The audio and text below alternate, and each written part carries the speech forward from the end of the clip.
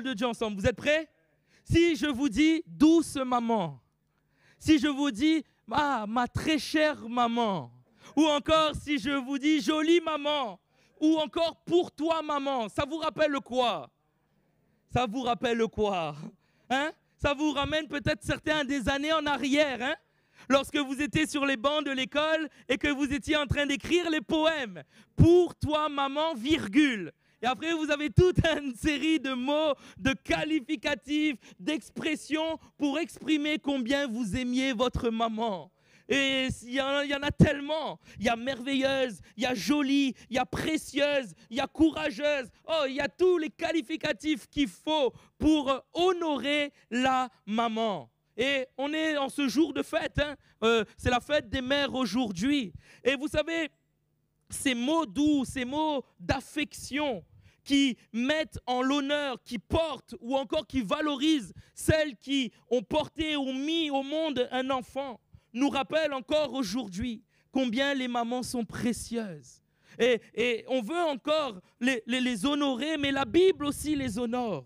La Bible aussi valorise les mamans. On pense à Ève qui porta ce nom, on reviendra. Mais la porteuse de vie, Marie, la mère de Jésus, on ne se prosterne pas devant elle, on ne prie pas. Mais on sait que voilà, dans son sein, il y avait le sauveur de l'humanité. Anne, on voit une femme encore merveilleuse, une maman qui ne pouvait pas avoir d'enfant et qui pria, qui avait la foi, qui alla au temple et le Seigneur lui a fait grâce. Le Seigneur se souvenait d'elle. Et peut-être il y a des mamans, il y a des femmes qui vivent ce que Anne ont vécu, qui ne peuvent pas, il y a un souci et qui est là, on ne sait pas quoi. Et il y a un désir de donner la vie. On veut croire que le Seigneur fait grâce. Le Seigneur pose sa main. Et ce petit Samuel a été consacré dès son jeune âge au service de Dieu.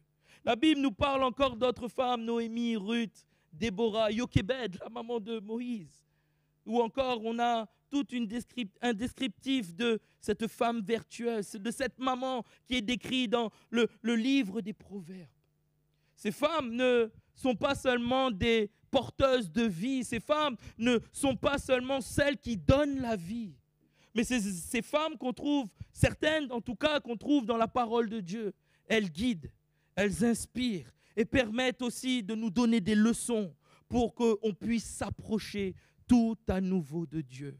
Et ce matin, au travers de deux femmes, ce n'est pas simplement aux femmes que je parle, ce n'est pas simplement aux mamans, mais c'est à toute l'Église. J'aimerais vous parler de deux femmes qui ont été des exemples dans un domaine bien précis de notre vie spirituelle.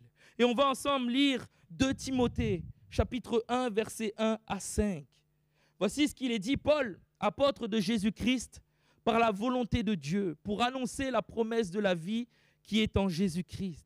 À Timothée, mon enfant bien-aimé, que la grâce, la miséricorde et la paix te soient données de la part de Dieu le Père et de Jésus-Christ notre Seigneur. Je rends grâce à Dieu que mes ancêtres ont servi et que je sers avec une conscience pure, de ce que nuit et jour je me souviens continuellement de toi dans mes prières, me rappelant tes larmes et désirant te voir afin d'être rempli de joie. Et c'est sur le verset 5 qu'on va porter nos regards ce matin, gardant le souvenir de la foi sincère qui est en toi, mais qui habita d'abord ta mamé en grec. Ça a donné ce mot, hein, même en français, ta mamé, ta grand-mère Loïs, et ta mère Eunice, qui, j'en suis persuadé, habite aussi en toi. Amen.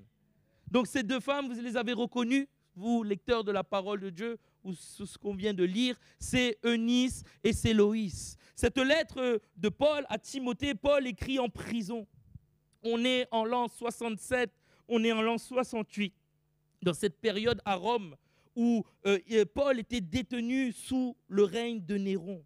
Et on voit que sa détention, lorsqu'on lit 2 Timothée, on voit que sa détention est très rigoureuse. Et on voit même, selon les mots de l'apôtre, que c'est la fin pour lui. Sa fin est proche. Alors il va écrire cette lettre. Il va charger Tychik d'aller apporter cette lettre à Timothée. Et il veut que Timothée puisse le rejoindre. Timothée est à Éphèse. il remplace Paul. Paul, il a fondé l'église, Paul a fait ce qu'il faut. Maintenant, c'est ce jeune Timothée, ce jeune pasteur qui va reprendre l'église. Et Paul, à la fin de sa vie, veut que Timothée revienne.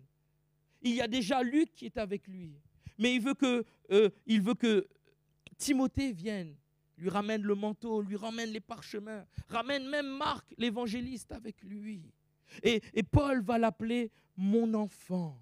Paul va encourager son enfant. Non pas que c'est lui le père biologique de Timothée, mais ce terme enfant a un sens d'adoption, un fils spirituel.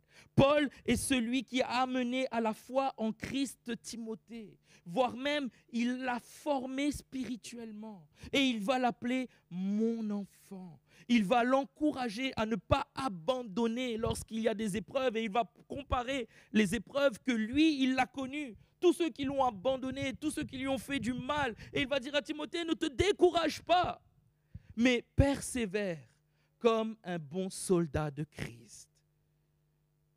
Et si Timothée est devenu ce pasteur qui a pu reprendre l'église, qui a pu continuer à faire que l'œuvre prospère dans cette église d'Éphèse en remplacement de Paul, c'est parce que Paul a eu une bonne influence. Paul a été ce bon formateur. Il y a eu une bonne relation entre Paul et Timothée.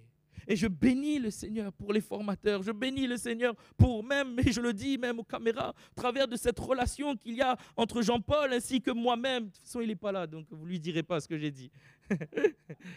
Mais merci au Seigneur pour ce temps. Merci au Seigneur pour la relation même avec Fred qui était juste avant.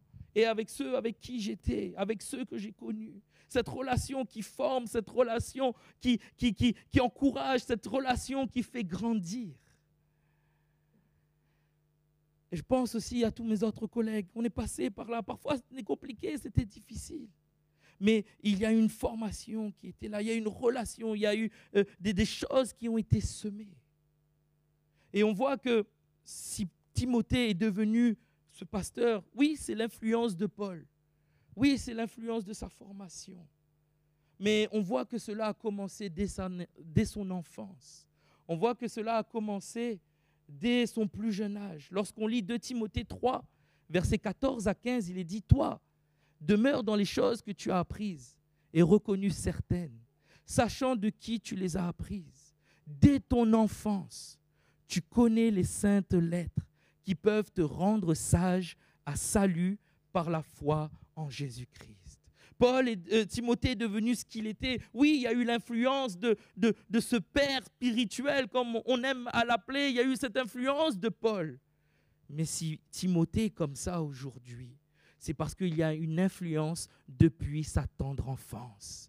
Et mon désir, j'ai dit aux monitrices hier, c'est encore une fois d'avoir vu ces enfants là au milieu de nous, qu'il y ait des Timothées qui soient là. Qu'il y ait des Timothées. Ce matin, vous les avez vus, oui, certains étaient là, certains discutaient, certains jouaient, peut-être certains ne chantaient pas. Mais que parmi ces enfants, parmi nos ados qui sont là, parmi notre jeunesse qui est là dans l'assistance, qu'il y ait des Timothées. Qu'il y ait des Timothées qui soient formés, qu'il y ait des Timothées qui aient cette relation avec un pasteur, qui forme, qui fait grandir, etc. Mais qu'il y ait des Timothées qui apprennent les saintes lettres depuis leur enfance. Et c'est ce que Timothée a appris. Le contexte familial de Timothée, on le voit dans Actes chapitre 16, versets 1 à 2. Il se rendit ensuite à Derbe et à Lystre. Et voici, il y avait là un disciple nommé Timothée, fils d'une femme juive, fidèle et d'un père grec. Et regardez le verset 2. Les frères de Lystre et d'Icône rendaient de lui un bon témoignage. Et oui, il y a eu l'influence de Paul pour les années de ministère plus tard. Mais pour que les frères de Lystre et d'Icône rendent un bon témoignage de lui, c'est que depuis sa tendre enfance, sa mère Eunice et sa grand-mère Loïs avaient déposé quelque chose sur sa vie. Le père de Timothée, c'était un grec, c'était un païen. Et c'est sa mère Eunice et sa grand-mère Loïs qui ont forgé sa foi. Avant même de se convertir au christianisme, la foi sincère dont il était question, on l'a lu ensemble, tu peux remettre 2 Timothée chapitre 1, verset 5. la foi sincère de sa grand-mère, la foi sincère de sa mère, et était déjà en action parce que depuis tout petit, ces femmes l'instruisaient dans la Torah. Ces femmes l'instruisaient dans les commandements de l'ancienne alliance, de l'Ancien Testament. Et Paul est venu après parfaire toute cette connaissance, l'emmenant au salut, l'amenant à la connaissance de Jésus-Christ. Mais d'abord, il y avait une mère et il y avait une grand-mère. Et ce matin, je veux parler, oui, aux mères, aux grand-mères, mais aux papas, aux papés aussi. Enfin, mais à chacun d'entre vous, afin que vous puissiez laisser dans le cœur des enfants, dans le cœur des ados, dans le cœur des jeunes, même au travers des bébés, même des tout petits qui sont à la mamelle, laissez-leur quelque chose afin qu'ils grandissent dans cette foi sincère. Et c'est l'un des propos de mon message ce matin et même le titre de mon message, une foi sincère. La foi sincère en grec, pistéos, c'est la foi. Mais Paul va rajouter un qualificatif à cette foi. Il va dire anupokryptos. Anupokryptos. Vous entendez quoi? Anupokryptos. Hypokryptos. Hypocrite. Ah, hypocrite. Ah. Une foi non hypocrite. Anupokryptos. Vous l'entendez maintenant? Ah, vous l'entendez maintenant? Ah, mais je vous ai donné la réponse. C'est facile maintenant. Anupokryptos. Voilà ce que ont enseigné Eunice et par la suite, et Loïs et par la suite Eunice. Ces générations qui se sont succédées ont mis dans le cœur de cet enfant une foi qui n'était pas hypocrite. Ce terme hypokryptos dans le monde grec antique, ce sont des acteurs de théâtre qui se cachaient derrière un masque pour jouer un personnage. Et les auteurs du Nouveau Testament ont pris ce mot, hypokryptes, en disant la foi, ce n'est pas un théâtre. La foi, ce n'est pas quelqu'un qui met un masque, mais la foi doit être sincère. La foi doit être vraie. Et dans un contexte, dans l'Ancien Testament, où le sol va être maudit, les douleurs vont augmenter, les relations entre hommes et femmes vont changer, une séparation qui va s'installer entre Dieu et l'homme, où Adam va être chassé de la présence de Dieu. Voici ce qu'il est marqué en Genèse 3, verset 20. Adam donna à sa femme le nom d'Ève, car elle était la mère de tous les vivants. En hébreu, c'est ce terme rava. C'est ce verbe vivre, donner la vie, porter la vie. Et devant ce chaos, malgré ce chaos, Adam avait le désir que sa femme porte la vie, que sa femme donne la vie, que sa femme transmette la vie. Et c'est ce que j'aimerais vous dire, une foi qui n'est pas hypocrite, c'est une foi qui communique la vie, une foi qui n'est pas hypocrite, une foi qui ne se cache pas derrière des masques, on est comme ci ici, on est comme ça là, c'est une foi qui porte la vie, c'est une foi qui donne la vie. Et je veux dire à des Eunice ce matin parmi nous, Eunice c'est qui, la maman ou la grand-mère? Allez, dites-moi. C'est qui? Ah bon, c'est la maman. Eunice, c'est la maman. Je veux dire à des Eunice ce matin.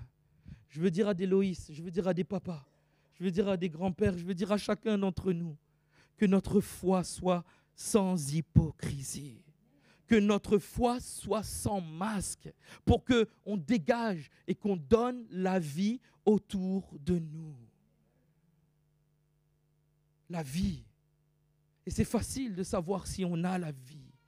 Parce que lorsqu'on a la vie, on la transmet. Et les gens sont désireux d'avoir cette vie qu'on communique. Les gens sont désireux de voir ce qu'il y a à l'intérieur. Parce qu'on donne quelque chose qui est vrai. Une foi qui porte du fruit, une foi qui est vraie. Et Paul dira, la foi vient de ce que l'on entend. Et ce que l'on entend vient de la parole de Christ. Si vous voulez que vos enfants, si vous voulez que vos petits-enfants, si vous voulez que nos jeunes, nos ados et nos plus grands aient la vie, portent la vie, développent leur foi, ils ont besoin d'entendre ce qui vient de la parole de Dieu. Ils ont besoin d'entendre une foi qui est vraie. Ils ont besoin de voir une foi qui est sincère, une foi qui n'est pas falsifiée, une foi qui ne porte pas des masques. Mais ils ont besoin d'entendre, ils ont besoin de voir afin qu'eux se développent comme cela. C'est ce qu'on veut laisser. C'est ce qu'on veut laisser comme héritage. Seigneur, et peut-être c'est une prière. Seigneur, permets-moi de donner, permets-moi que mes enfants entendent, permets-moi, et je le dis pour ma propre vie, pour Raphaël, mais Seigneur, s'il y a eu des manquements, je te demande pardon parce que je veux que ma bouche, de ma bouche, que Raphaël entende la foi qui est dans mon cœur, pour qu'il grandisse, et pour que moi je l'ai. J'ai besoin de passer du temps dans la parole de Dieu. Combien ne parlent plus la parole de Dieu? Combien ne méditent pas? Méditer, ce n'est pas faire des mantras. Méditer, ce n'est pas repasser, voilà. Ce n'est pas des récitations en l'air. Méditer, dans le terme biblique, c'est extérioriser. C'est parler la parole de Dieu. Je parle la parole de Dieu parce que je connais la parole de Dieu. Et mon enfant en connaît et entend la parole de Dieu parce que je parle la parole de Dieu. Je ne parle pas de critique, je ne parle pas de dissolution, je ne parle pas d'animosité, je ne parle pas de haine, mais je parle la parole de Dieu. Et c'est ça cette foi qu'on veut développer. C'est ça cette foi qui est sans hypocrisie, qui ne porte pas de masque. Et c'est ce que, encore une fois, on va le voir encore plus loin. Regardez qu'est-ce qu'il est dit toujours. Tu peux laisser sur 2 Timothée chapitre 5. Regardez qu'est-ce qu'il est dit. Cette foi sincère. Regardez le terme que Paul va employer. Cette foi sincère qui est en toi et qui habita d'abord. 2 Timothée chapitre 1, verset 5. Le texte de base. La foi sincère qui est en toi, qui habita d'abord dans ta grand-mère Loïs, dans ta mamée. La mamée, ce terme habiter en grec, c'est vivre dans. Résider dans, enoikeo, vivre, résider dans, mais ça donne le mot oikos, la maison. Dans la maison de la mamée là, il y avait la parole de Dieu. Dans la maison de la mamée, il y avait les 10 commandements. Dans la maison de la mamée, il y avait les récits de Joseph, d'Abraham. Il y avait les récits de Moïse. Dans la maison de la mamée, il y avait les psaumes.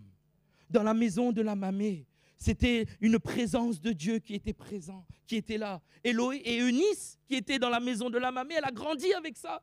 Alors Timothée, lorsqu'il est venu, même si le père n'était pas au Seigneur, même si le père était païen, alors Eunice racontait les mêmes choses. Dans la maison, dans le oikos de Eunice, il y avait la même chose pour Timothée. Vous voyez comment cela se transmet. On lit dans la parole de Dieu quelque chose qui est terrible. À un moment donné, on voit qu'il y a une coupure quand on arrive au livre des juges. On oublie Moïse, on oublie Josué, on oublie tout ce qui s'est passé. Et il y a une génération comme ça qui n'a pas connu les miracles. Il y a une génération qui n'a pas connu ce que Dieu a fait. Et on comprend pourquoi le livre des juges. Ils se sont mis à faire toutes sortes de choses. Ils se sont mis à faire n'importe quoi. Et je veux peut-être enlever un fardeau sur le cœur d'une maman, mais moi j'ai fait ça, moi j'ai transmis tout ça, mais regarde comment ça s'est passé. Moi dans ma maison il y avait tout ça. Oui, l'ennemi est rusé, l'ennemi est malin, mais on veut déloger de nos maisons l'ennemi. On veut les déloger de nos bouches, on veut déloger de nos vies. Et oui, peut-être qu'il est parti, oui, peut-être qu'il n'est pas au Seigneur, mais je veux croire qu'il va revenir dans le oikos, il va revenir dans la maison de la mamée, il va revenir dans la maison de la maman, et il va revenir dans l'église afin qu'il entende les saintes écritures qui peuvent le tenir en vie. Ça, c'est notre Dieu. Et dans la maison, par quoi? Qu'est-ce qui est entré dans ta maison? Qu'est-ce qui entre dans ta maison aujourd'hui? Et je vous pose une question parce que j'ai fait le tri, j'ai moi aussi, moi-même, fait ce qu'il fallait que des choses s'en aillent. Est-ce que Satan a un droit légal d'action dans nos maisons? Est-ce que Satan a un droit légal? Parce qu'on a fait entrer dans nos maisons toutes sortes de choses. Et vous allez me dire, oui, mais moi je suis couvert par le sang de Jésus. Mais alors pourquoi tu fais entrer ça dans ta maison? Si tu fais entrer, il a un droit légal. Il dira, mais attends, tu as laissé, tu fais entrer, tu consommes, tu fabriques, tu agis, tu manges, tu bois, tu fais ces choses-là. J'ai un droit légal sur ta vie. Est-ce qu'il est entré? Parce que s'il est entré, on veut tout bazarder pour afin qu'il sorte. S'il est entré, il sort. Et vous allez me dire, oui, mais il n'y a pas de grandes choses, il n'y a pas de grandes choses. Mais parfois par nos actions, parfois par nos paroles. La Bible dit, la mort et la vie, Proverbe chapitre 18, verset 21. La mort et la vie sont au pouvoir de la langue. Quiconque l'aime en mangera les fruits. À table, si tu aimes la langue pour discréditer, à la table, si tu aimes la langue pour frapper, pour dire toutes sortes de choses, tu en mangeras les fruits à table. Mais si ta bouche, c'est la vie, alors oui, tu mangeras des fruits sucrés. Tu mangeras des fruits, vous savez, comme dans le pays là, de Canaan, des grosses grappes de raisin, des gros melons, des grosses pastèques. Vous mangerez des fruits sucrés, vous mangerez des fruits doux, parce que la vie sera dans votre langue. Est-ce que Satan a un droit légal dans des choses qu'on a fait entrer? Est-ce que Satan a un droit légal dans des choses qu'on aurait pu dire, dans des choses qu'on aurait pu faire? Et si c'est peut-être le cas, d'ores et déjà, quand j'arrive à la maison, je bazarde, je brûle, je casse, j'enlève, je supprime. Mais si c'est au plus profond, si ça concerne mon être intérieur, d'ores et déjà sur ma chaise, là même moi sur cette estrade, je dis, Seigneur, pardon, Satan n'a aucun droit sur moi. Et je dépose mes paroles. J'enlève ces paroles. Seigneur, tu purifies, tu fais comme Esaïe, tu viens avec des pincettes, tu viens toucher mes lèvres. On a entendu un don spirituel qui a commencé, tu es devant Dieu. Vous n'êtes pas devant Émeric, excusez-moi, j'en ai rien à faire. C'est entre vous et Dieu, excusez-moi vraiment l'expression. Mais vous êtes devant Dieu. Et devant Dieu, il n'y a pas d'hypocritesse, il n'y a pas de masque, parce qu'il voit derrière. Devant Dieu, il nous voit tel qu'on est. Il voit si la foi est sincère. Il voit si la foi est présente. Il voit si une foi véritable. Et il le dit doucement. N'impressionne pas le pasteur, n'essaye même pas. N'impressionne même pas les autres, ne t'inquiète pas. Ce n'est pas eux qui comptent, mais c'est moi. C'est moi, n'impressionne pas les autres. Moi, je t'aime. Enlève ce masque. Allez, viens. Viens dans mes bras. Enlève ce masque. Ce n'est pas Mardi Gras. Enlève ce masque. Et laisse-moi te changer. Laisse-moi toucher tes lèvres. Laisse mon esprit être en toi. Laisse-moi te façonner à mon image. Pas selon toi, ce que tu veux. Vous savez, il y a une grande différence entre vouloir faire des choses et on veut. Même au niveau de la purification, sainteté, etc. Et ne laissant pas Jésus le faire. Je préfère dire au Seigneur, c'est toi qui t'occupes de moi. C'est toi qui t'occupes de moi. Moi, je voudrais faire, mais j'y arriverai pas. Et c'est comme Paul dira, je fais le mal que je ne voudrais pas. J'ai une bonne volonté, mais je fais mal. Mais laisse-moi, dit le Seigneur, c'est cette voix qui est douce, qui murmure à notre oreille, à notre cœur. Je t'aime. Laisse-moi te changer. Laisse-moi enlever ce cœur. Laisse-moi transformer ton cœur. Laisse-moi y déposer la foi pour que tu communiques tout à nouveau la vie. On voit combien les infections sont terribles parce que ça cause du pus. Et parfois, c'est la même chose lorsqu'on laisse une porte, lorsqu'on laisse un accès, un droit légal. Il y a du pus qui vient s'installer. Et ça sent mauvais après. Mais on veut être des porteurs de vie, des porteuses de vie, les mamans, les Eunice, les Loïs. Soyez comme ces femmes. Je veux une foi sincère communiquer à mes enfants. Les papas, les grands-pères, les messieurs, prenez exemple sur ces femmes et communiquez une foi sincère autour de vous. La foi, ce n'est pas une croyance. La foi, ce n'est pas une religion. Et ceux qui étaient là un mardi matin, vous avez entendu cette citation de Charles Spurgeon que Alain nous a donnée. Lorsque nous faisons les défenseurs d'une croyance, lorsque on croit dur comme fer, lorsque on est les défenseurs d'une quelconque religion, il y a quelque chose qui va s'éteindre en nous. Nous ne plaçons plus notre confiance en Dieu, mais en notre doctrine, dira Charles Spurgeon. Nous ne voulons pas être les défenseurs d'une croyance, mais nous voulons être de ceux qui font confiance à Dieu. Vous savez, ça fait toute la différence. Je ne veux pas marteler ma foi, je ne veux pas dire je crois si, je crois non.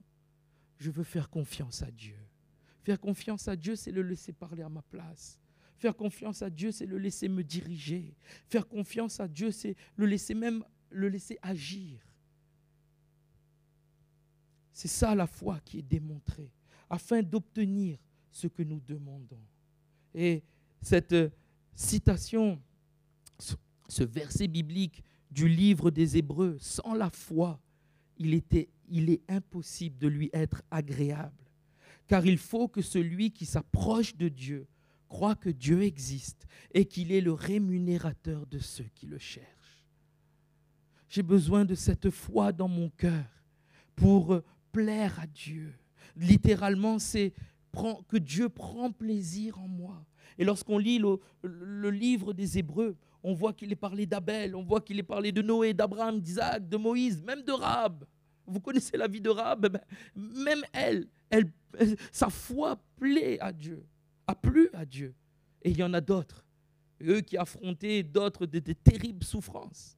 Mais Dieu va dire d'eux, ils me sont agréables. Leur foi m'est agréable. Et c'est ce qu'on veut, c'est ce que Eunice, c'est ce que Loïs ont mis dans le cœur de Timothée. Une foi pour Dieu qui lui est agréable. Pour que Dieu prenne plaisir à regarder Timothée. Et je parle pour moi. Je veux que Dieu prenne plaisir à regarder Raphaël grandir. Et ça peut être pareil pour tous vos enfants. Je ne vais pas tous les citer, je les connais.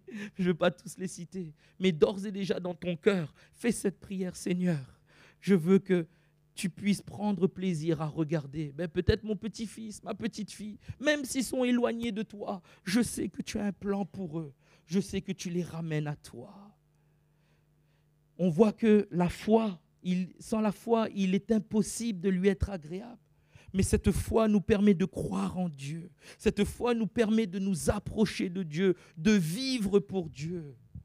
Et c'est ce que je souhaite pour chacun des foyers ici représentés. Ne vivez pas pour vous-même.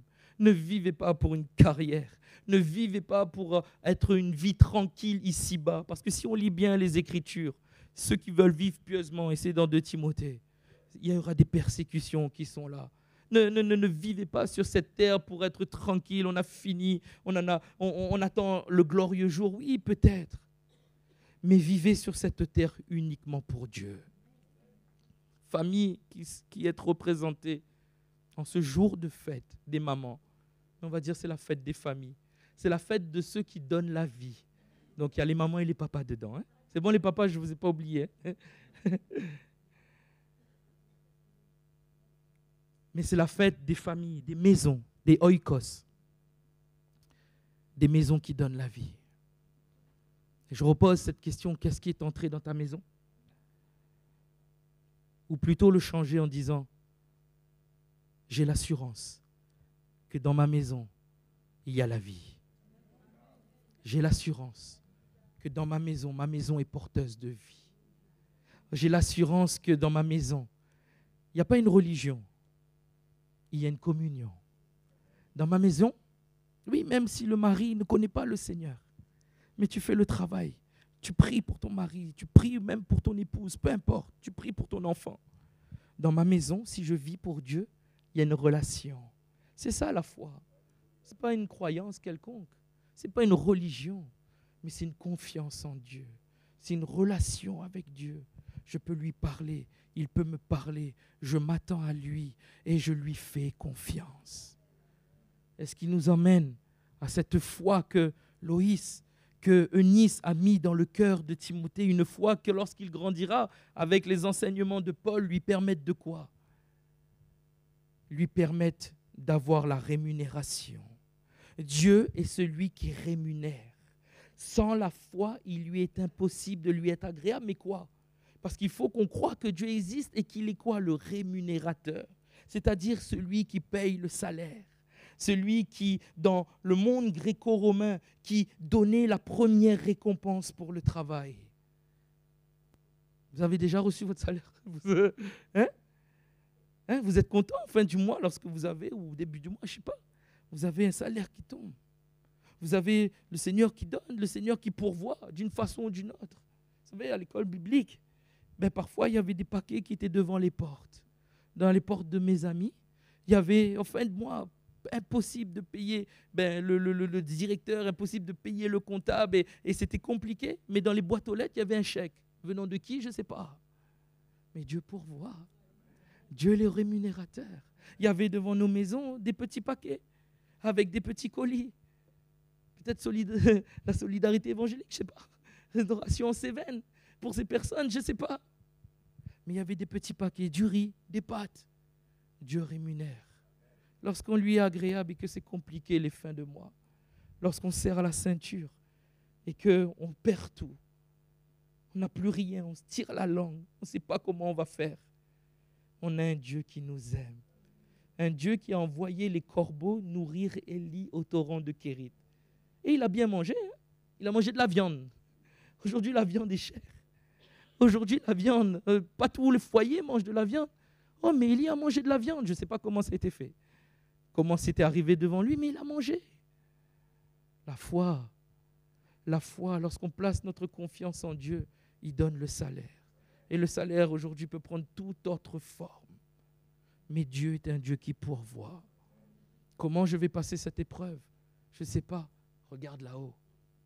Oh, ce n'est pas une foi kamikaze, mais une foi qui se base sur la parole de Dieu.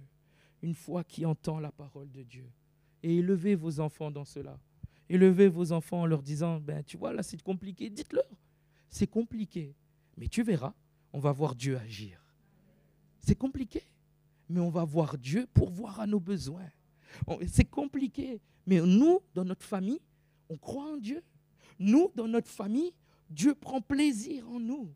On peut s'approcher de lui et tu vas voir la récompense qu'il va nous donner.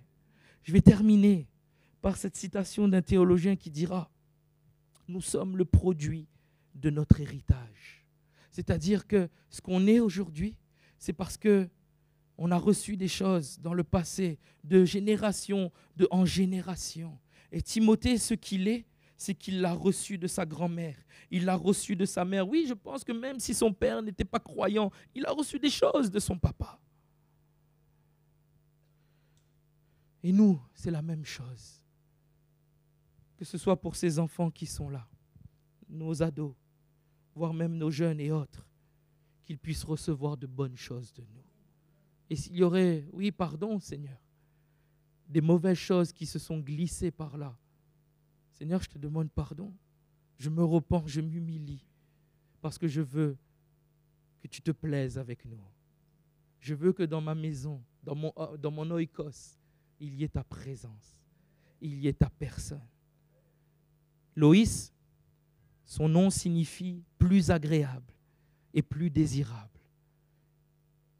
Que lorsque vous venez à l'église, ou même lorsque vous êtes dans vos maisons, vos enfants, vos conjoints, puissent vous trouver agréable, encore plus désirable, encore plus agréable.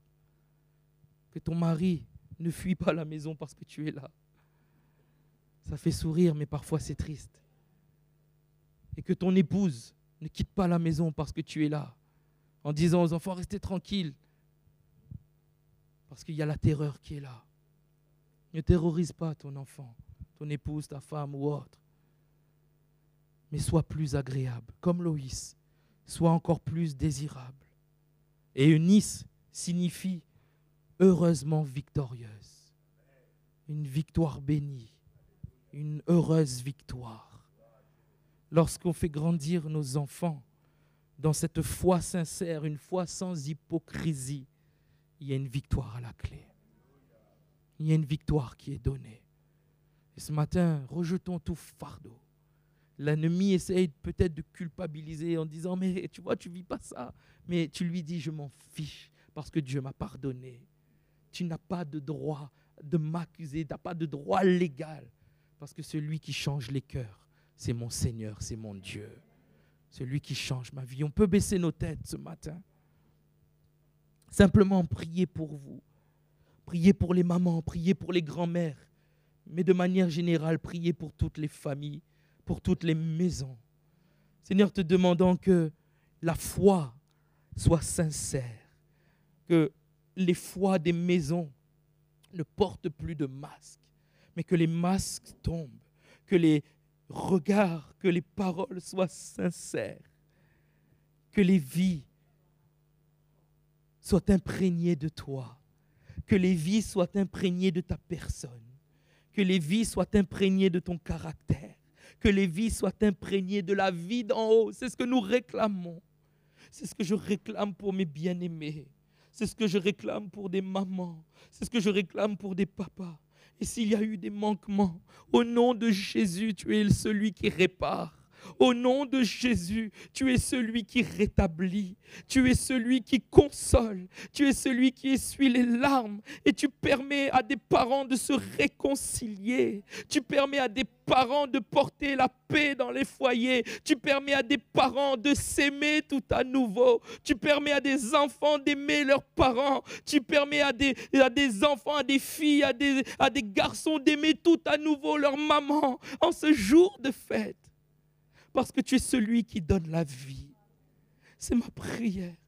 L'ennemi s'en va des cœurs.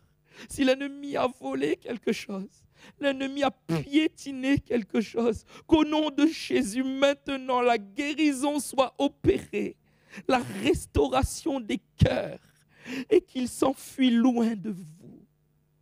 Et si le Seigneur te montre maintenant des choses que tu as fait entrer, alors enlève-les dès que tu rentres. Et laisse la paix, la joie et la vie venir dans ta maison. Dans le nom de Jésus. Amen. Amen. Amen.